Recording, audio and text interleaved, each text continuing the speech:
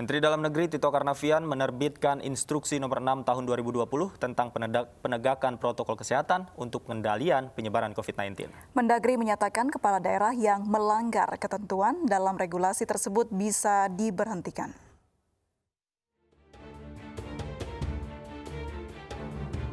Pelanggaran protokol kesehatan terkait pulangnya Rizik Syihab ke Indonesia berbuntut panjang. Banyaknya simpatisan Rizik Syihab yang tidak menjaga jarak rawan menimbulkan klaster penyebaran virus corona. Kerumunan tidak hanya terjadi saat Rizik Syihab tiba di Bandara Soekarno-Hatta, Banten. Kerumunan juga terjadi saat Rizik datang ke Bogor, Jawa Barat 13 November 2020. Imam Besar Front Pembela Islam Rizik Syihab ke Bogor, Jawa Barat untuk mengunjungi pondok pesantren yang dibinanya di kawasan Megabendung, Bogor, Jawa Barat. Selain sulit menjaga jarak, penularan COVID-19 sangat mungkin terjadi jika orang yang berada di kerumunan tidak menggunakan masker dengan benar. Kerumunan dan pelanggaran protokol kesehatan kembali terjadi saat Rizik Syihab menikahkan anaknya 15 November 2020 sekaligus menggelar acara maulid. Atas kerumunan yang ditimbulkan saat pandemi COVID-19, keluarga Rizik Syihab didenda 50 juta rupiah.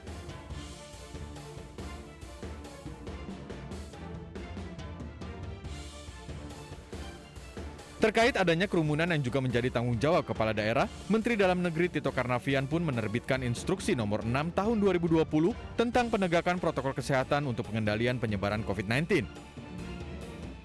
Tito mengingatkan kepala daerah wajib mematuhi aturan perundang-undangan sesuai Undang-Undang Nomor 23 Tahun 2004 tentang pemerintah daerah dan menyatakan kepala daerah yang melanggar ketentuan dalam regulasi tersebut bisa diberhentikan. Tim Liputan iNews melaporkan. Ya, pemirsa, mungkinkah para kepala daerah dicopot lantaran membiarkan kerumunan di wilayahnya? Kami akan membahasnya bersama Dirjen Otonomi Daerah Akmal Malik, anggota DPR RI fraksi PDI Perjuangan Arief Wibowo, dan anggota DPRD DKI fraksi PKS Ahmad Yani. Selamat sore, Assalamualaikum Bapak-Bapak. Waalaikumsalam warahmatullahi wabarakatuh. Baik, terima kasih atas waktunya. Saya ke Pak Ahmad Yani terlebih dahulu. Pak Ahmad Yani, mengenai Instruksi Mendagri yang nomor 6 tahun 2020 yang baru saja dikeluarkan, pendapat Anda seperti apa? Setujukah ada ancaman untuk mencopot kepala daerah, Pak? Apa yang diinstruksikan oleh Kemendagri dengan Instruksi Nomor 6 tahun 2020 tentang penegakan protokol kesehatan pencegahan COVID, saya kira ini sesuatu yang memang dengan harapan bagaimana bisa menyelamatkan warga masyarakat.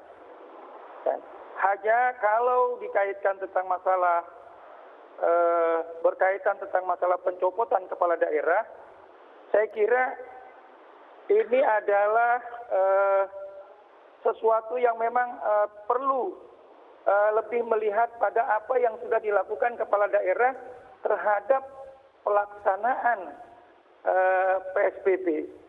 Nah, kalau kita lihat apa yang sudah dilakukan, ya, apa yang sudah dilakukan oleh para kepala daerah di seluruh Indonesia, memang satu dengan yang lain itu wilayahnya itu berbeda.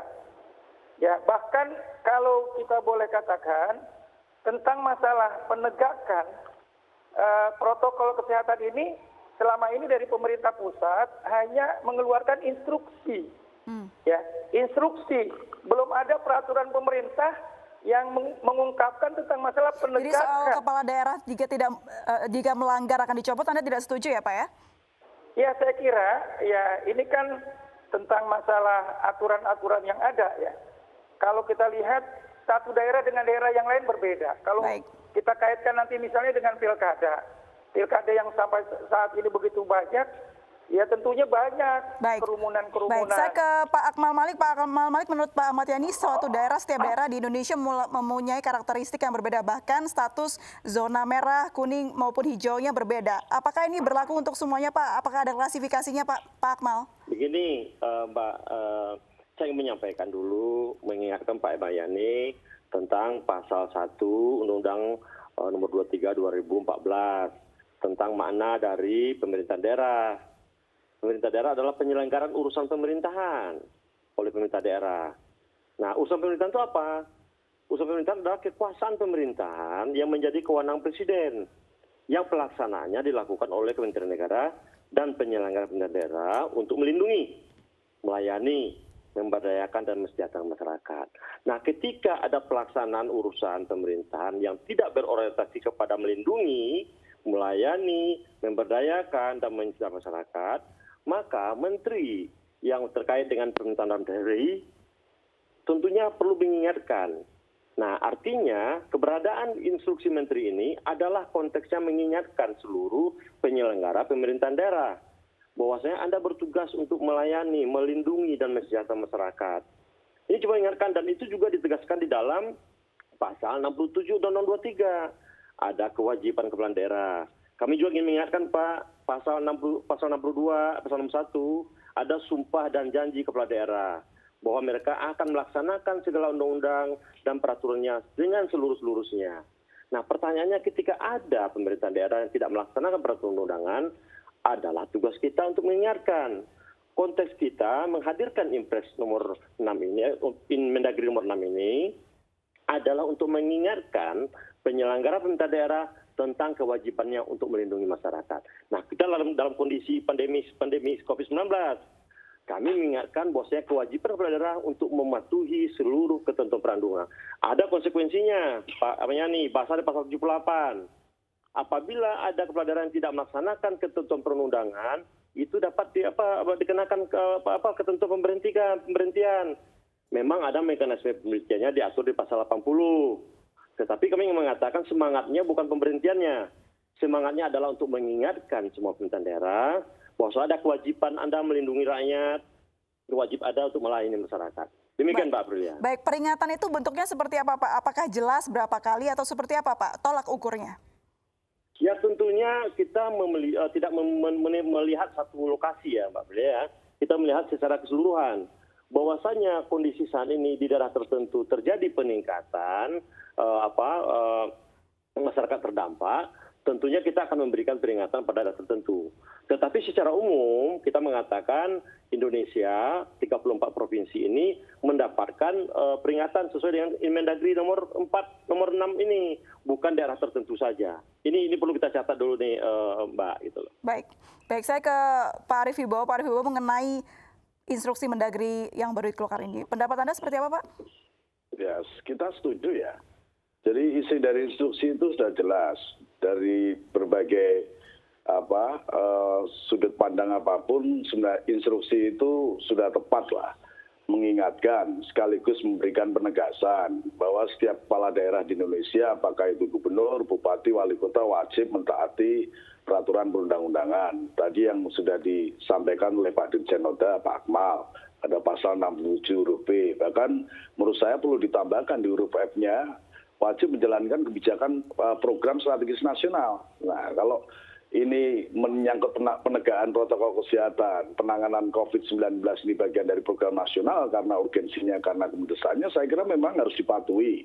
Ya, Undang-Undang 23/2014 tentang pemerintahan daerah sudah menyediakan juga di pasal 78, kemudian pasal 80, pasal 83, bahkan ada dua opsi. Bisa melalui satu mekanisme yang biasa, yang normal, atau mekanisme yang tidak normal. Apabila memenuhi kategori, misalnya soal pelanggaran ini adalah bagian dari gangguan terhadap keamanan negara, bisa dicopot begitu saja. Tetapi prinsipnya adalah untuk diingatkan bahwa ini problem yang serius, menyangkut penegakan protokol kesehatan, menyangkut keselamatan rakyat kita. Jadi menurut saya tidak ada yang perlu diperdebatkan, ya, diragukan, bahkan dipertanyakan. Ada instruksi Menteri Dalam Negeri nomor 4 tahun 2020 untuk pembentukan peraturan kepala daerah dalam rangka bagaimana melaksanakan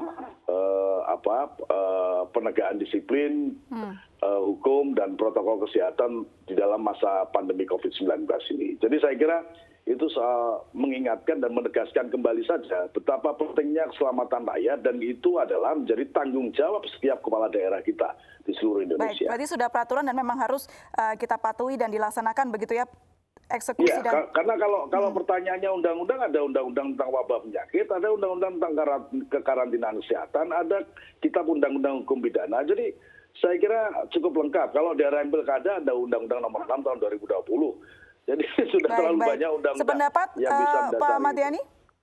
Ya, saya kira begini ya. Tentang masalah keluarnya instruksi itu, itu kan memang diungkapkan di dalam Undang-Undang Peraturan Daerah Nomor 67 ya poin B. Bagaimana orang kepala daerah itu dia harus mentaati peraturan perundang-undangan. Ini saya kira kita sepakat tentang masalah itu. Cuma ada yang berhubungan dengan masalah pasal 78 diingatkan di situ tentang masalah poin diberhentikan. Walaupun kita setuju, tetapi sepertinya membuat ancaman, membuat ancaman terhadap kepala daerah yang ada. Seharusnya ya, kalau memang secara umum boleh diingatkan, jangan titik tekannya pada masalah pemberhentian itu. Karena apa? Karena kan Kemendagri, ya ini kan sebagai pembina untuk para kepala daerah. Bagaimana dilakukan pembinaan? Jadi pasal 78 Anda menganggapnya seperti ancaman begitu yang dikeluarkan oleh Mendagri? Jangan seperti ancaman. Baik, kita kembalikan ke Pak Akmal. Pak Akmal mungkin ada jawaban, Pak. Mereka kan perpanjangan tangan dari pemerintah pusat yang memang semua pada menginginkan. Baik, silakan Pak Akmal. Begini, kita sebagai penyelenggara negara, Pak Ahmad Yani, sudah disumpah dan berjanji untuk mentaati seluruh ketentuan peraturan perundangan, termasuk Bapak juga, terus saya juga. Nah, ketika undang-undangnya mengatakan kepala daerah atau wakil kepala daerah diberhenti karena pertama dipanggil oleh Tuhannya, permintaan sendiri, atau diberhentikan. Ini makna undang-undang, Pak. Nah, bukan ini merujuk kepada satu atau dua orang saja, tapi ini mengingatkan kepada seluruh penyelenggara pemerintah negara bahwa kita sudah disumpah dan janji untuk mentaati peraturan undang-undang. Untuk apa? Ya, untuk melindungi rakyat. Bukan ancaman ya Pak Akmal ya? Ini. Tidak spesifik kepada daerah tertentu, Mbak Aprilia. Ini perlu kita luruskan ya, gitu loh. Ini adalah mengingatkan karena seluruh Indonesia sekarang terdampak oleh pandemi COVID-19. Baik. Tentunya kita mengingatkan seluruh kepala daerah. Tidak ada yang salah, ini kan cuma meluruskan apa yang undang-undang katakan. Coba baca lagi pasal 78 itu Pak Main. Kita minta sudut pandang dari Pak Arief Wibowo. Pak Arief, apakah Anda membaca ini ancaman, Pak? Loh ya enggak, setiap undang-undang kan ada kewajiban, ada sanksi. Nah itu sudah diatur di undang-undang. Jadi tadi sudah disampaikan dengan benar oleh Pak Dirjen Oda Pak Akmal itu. Mengingatkan, saya menambahkan malah, mengkonstantir, menggarisbawahi, menegaskan bahwa ada aturan-aturan yang tidak boleh dilupakan dan harus dirujuk oleh setiap kepala daerah. Jangan lupa, kepala daerah kita ini juga ketua Satuan Gugus Tugas COVID-19. Nah, karena itu dengan segenap kewenangan yang dimilikinya, yang juga diatur oleh undang-undang, maka gunakan itu kewenangan dengan baik ya untuk menyelamatkan rakyat tadi dari penyebaran coronavirus COVID-19 itu. Jadi sebenarnya mengingatkan dan menegaskan saja. Oke, Pak Ahmad Yani silakan. Ya, saya kira begini ya. Jadi kalau memang tadi instruksi itu kita lihat ya, yang paling utama adalah dari Kemendagri memberikan apresiasi yang pertama. Mestinya memberikan apresiasi kepada seluruh kepala daerah yang memang sudah bekerja keras untuk menangani tentang masalah COVID-19 di daerahnya masing-masing. Nah ini yang harus terus kita bangun, bahwa bagaimana dibangun satu kerjasama yang baik antara pemerintah pusat dengan pemerintah daerah. Nah kalau memang ada kepala daerah yang memang ya dianggap ya mungkin tidak lengah ya dan sebagainya, itu perlu diingatkan. Ya perlu diingatkan dan perlu diberikan pembinaan ya pada daerah-daerah yang memang barangkali lengah.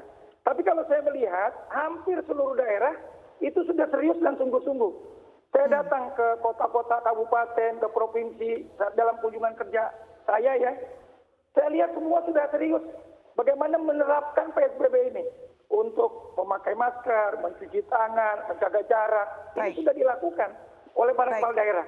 Nah mereka sudah bekerja keras, ya makanya harus diberikan apresiasi terhadap mereka. Memang sudah banyak kepala daerah yang sudah bekerja keras. Namun Pak Akmal boleh disebutkan data berapa kepala daerah yang melanggar, Pak? Boleh, Pak? Gini, Pak Ahmad Yani, dulu di awal-awal pelaksanaan pilkada, saya itu mengirimkan surat peringatan kepada hampir 83 kepala daerah yang 83.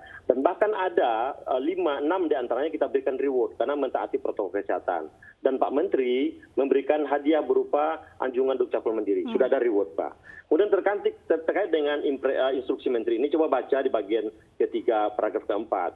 kita mengapresiasi sesungguhnya Pak, berbagai langkah telah dilakukan secara sistematis. Oleh siapa? Oleh kepala daerah. Dengan mengeluarkan biaya yang besar, pajak dari rakyat, dan melakukan pengaturan jarak. Coba ada di halaman 2 itu. Dan langkah-langkah itu sudah dilakukan juga tracing. Itu adalah bentuk apresiasi kita terhadap kepala daerah sudah melaksanakan langkah baik. Jadi Pak Mayani, sudah kita berikan apresiasi Pak. Tetapi kita juga perlu ingatkan kembali. Kan sering-sering ingatkan tidak ada salahnya Pak, karena manusia itu kan pelupa. Kita ingatkan bahwasanya perlu, karena kondisi sekarang semakin naik. Tapi tidak ada niat mengancam ya Pak Akmal ya, hanya mengingatkan ya. Coba baca aja, saya pikir apa yang kita maksud di dalam ini Mendagri ini adalah sekedar mengingatkan, karena manusia itu kan fitrahnya pelupa juga Pak. Oke, Pak Ahmad Yani, seperti apa jawabannya? Bersama-sama. Gitu. Silakan Pak Ahmad Yani. Ya, saya lihat begitu tadi. Jadi kan poinnya itu di 78, ya pasal 78 itu kaitan tentang masalah yang tertulis itu di instruksi itu adalah diingatkan memang 4 poin di atas Pak. Ya bagaimana menegakkan protokol kesehatan, bagaimana memberikan keteladanan kepada daerah, itu saya sudah baca semua. Cuma kan di situ ada poin 78 itu tentang masalah gubernur itu, kepala daerah diberhentikan dengan sebab itu poin-poin diantaranya. Nah karena dia melakukan pelanggaran, ya.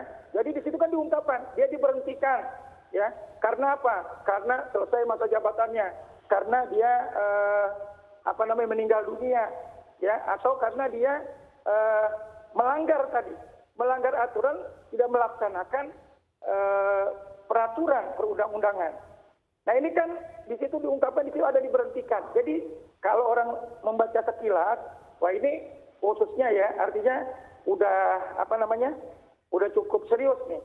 Nah saya pikir beginilah, ya artinya ini instruksi, saya kira karena dari pemerintah kepada gubernur, kepada bupati dan wali kota, ya mudah-mudahan ya mereka melihat ini dan bisa melaksanakan dengan sebaik-baiknya. Dan saya yakin dan percaya semua gubernur akan melaksanakan sumpah dan janjinya, ya. Gubernur, wali kota, bupati akan melaksanakan sumpah dan janjinya. Nah, pasti mereka nggak akan mau melakukan pelanggaran terhadap peraturan-peraturan yang ada. Kenapa? Karena mereka juga berkewajiban ya untuk memberikan perhatian terhadap rakyatnya.